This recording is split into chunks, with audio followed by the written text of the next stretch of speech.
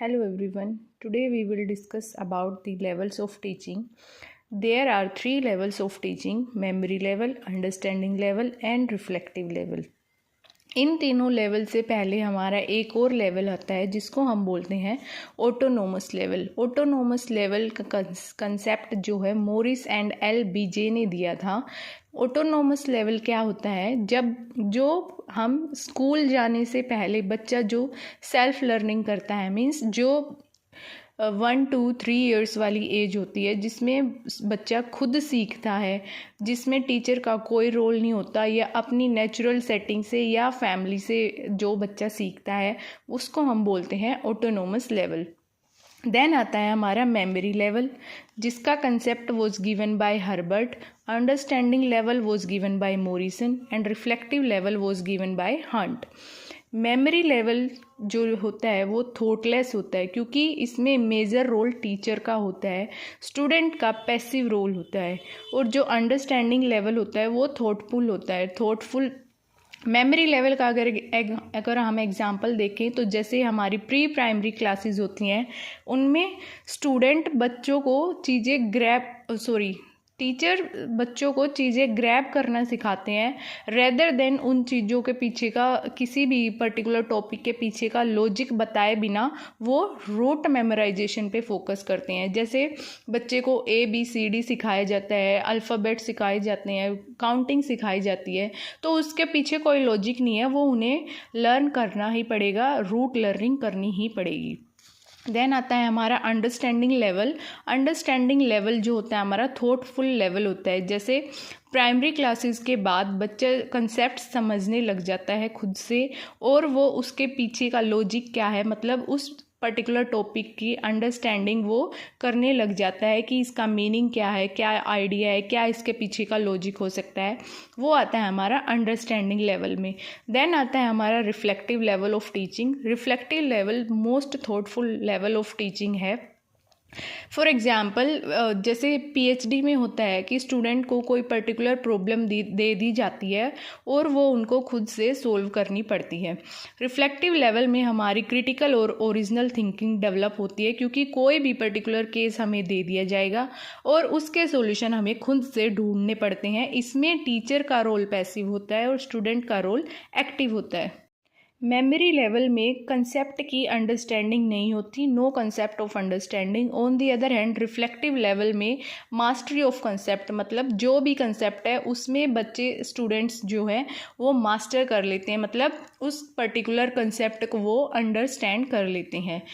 Reflective level में जो है हमारा वो प्रॉब्लम सेंट्रिक अप्रोच है, मतलब खुद से ही किसी पर्टिकुलर प्रोजेक्ट या पर्टिकुलर टॉपिक के सॉल्यूशन स्टूडेंट्स ढूंढने लग जाते हैं और खुद ही वो प्रॉब्लम्स को सोल्व करने लग जाते हैं बिना टीचर की हेल्प के।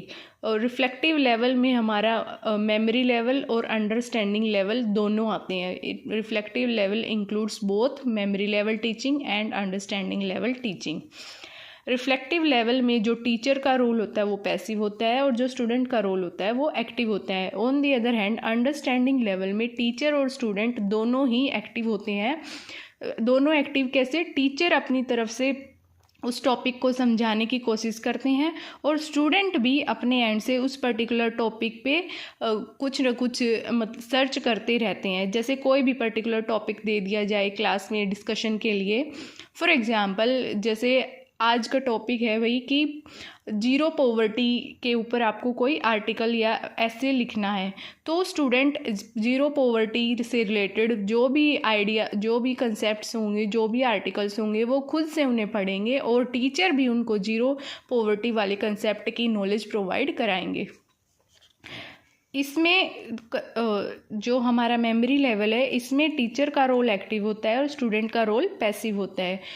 कैसे? जैसे टीचर जो है वही सब कुछ कराएगा अपने एंड से, स्टूडेंट बस स्पून फीडिंग करेंगे। Memory level as a type of spoon feeding भी हम बोल सकते हैं। Memory level pre primary to primary classes हो गया। उसके बाद आता है अंडरस्टैंडिंग लेवल में मोरिसन ने 5 स्टेप्स दिए थे, जिसमें सबसे पहले आता है हमारा exploration, presentation, assimilation, organisation and recitation. On the other hand memory level में जो हमारे हर्बर्ट ने 5 स्टेप्स दिए हैं वो है प्रिपरेशन। स्टेप 1 का ही पार्ट है statement of aim, presentation, comparison of association, generalisation and application. Let's understand these concepts one by one. Preparation का मतलब है कि बच्चों को प्रिपेयर करना, किसी जैसे हमारी इंडक्शन ओरिएंटेशन क्लासेस होती हैं, उनमें हम स्टूडेंट्स को प्रिपेयर करते हैं। जैसे नर्सरी लेवल वाले, फर्स्ट क्लास वाले बच्चे होते हैं, उनको हम पहले, ऐसा नहीं है कि डायरेक्ट हम उन्हें क्लास में ले जाएंगे, पहले हम उनको प्रिपेयर करते हैं। उनको कुछ एक्टिविटीज़ करा के या कुछ गेम्स वगैरह के थ्रू हम उनको समझाने की कोशिश करते हैं। देन आता है हमारा स्टेटमेंट ऑफ एम, मीन्स कि हमारी टीचिंग का एम क्या है वो डिसाइड करना। उसके बाद आता है प्रेजेंटेशन। जो प्री प्राइमरी वाले स्टूडेंट्स होते हैं वो विजुअल आर्ट से ज़्यादा सीखते हैं रेदर देन कंसेप्ट से, इसलिए प्राइमरी क्लासेस की आपने बुक्स भी देखी होंगी, उसमें पिक्चर्स ज़्यादा पिक्चर्स ज़्यादा मेंशन होती हैं बजाय कि कंसेप्ट के, क्योंकि छोटे बच्चे पिक्चर्स को देख के विजुअलाइज करके ज़्यादा सीखते हैं। उसके बाद आता है हमारा कंपैरिजन ऑफ एसोसिएशन, मीन्स कि उन पिक्चर्स को कंसेप्ट के साथ एसोसिएट किया जाता है। देन आता है हमारा जनरलाइजेशन, मीन्स दोनों चीज़ों को आपस में कंपेयर करके एक पर्टिकुलर जनरल चीज़ बना देना। देन आता है हमारा एप्लीकेशन, में जो भी टीचर ने अपना एम बनाया, जो भी प्रेजेंटेशन दी, उस सब को अब अप्लाई करने का टाइम आ गया है क्लासरूम में। इन 5 स्टेप्स को लर्न करने के लिए मैंने एक निमोनिक बनाया था अपनी प्रिपरेशन के टाइम पे। जैसे ये 5 स्टेप्स हैं, तो इसका मैंने निमोनिक बनाया था कि पापा GA। पापा means, P means preparation, A means aim, then second P का मतलब है प्रेजेंटेशन, A का मतलब है एसोसिएशन। पापा हो गया हमारा G का मतलब जनरलाइजेशन, A का मतलब एप्लीकेशन।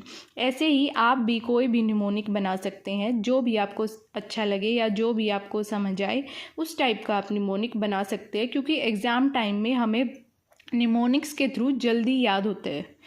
देन हमारे आते हैं मोरिसन के 5 स्टेप्स, जिसमें सबसे पहले एक्सप्लोरेशन, मीन्स जो भी हमारा टॉपिक है उसको एक्सप्लोर करना। देन आएगा प्रेजेंटेशन, उस टॉपिक को प्रेजेंट करना in the form of PPT या in the form of diagram. Then आता है हमारा assimilation. Assimilate means as it is knowledge को प्रोवाइड कराना, मतलब कुछ भी उसमें चेंजेस नहीं करना, जो भी है वो एज इट इज़ है हम स्टूडेंट्स को समझाएंगे। देन आएगा हमारा ऑर्गेनाइजेशन, मीन्स चीज़ों को ऑर्गेनाइज करना, क्लासरूम को ऑर्गेनाइज करना। देन आता है हमारा रेसिटेशन। रेसिटेशन मीन्स जो भी हमने स्टूडेंट्स को बताया उसको रिसाइट कराना, रिकॉल कराना। इसका निमोनिक हम बना सकते हैं E pair. E means exploration, P means presentation, A means assimilation, organisation या हम इसको इंटरप्रिटेशन भी बोल सकते हैं। देन आता है हमारा R विच इज़ रेसिटेशन।